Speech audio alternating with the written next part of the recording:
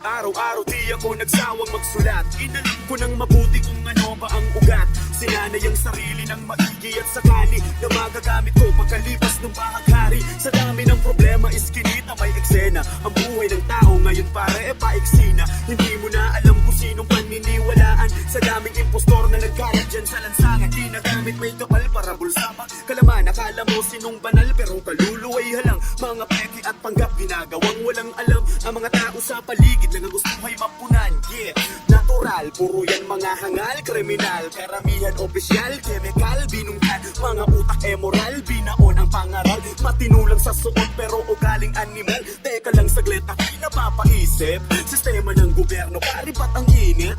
Wala silang pake, mahirap lagi kitsa puwera. Hindi papanig ang batas kapag wala kang pera. Sapagkat nabibili lamang kanila mga dignidad.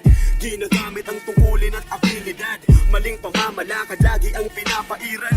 Dito sa Pinas, bakit sobrang mahal mag-aral? Mahal na nga, bilihin namin pang dagdag gastusin. Laging tanong, meron pa bang bigas na isasaing? Sa sobrang hirap ng buhay, para kang nasa hukay. Ako'y nagtitipid, kaya nagtitiis sa hukay. Laging nakahandusay, manggay na bumilapon. Ang makikita mo't maririnig buong maghapon. Ako'y nababagot, anong mabisa na sagot?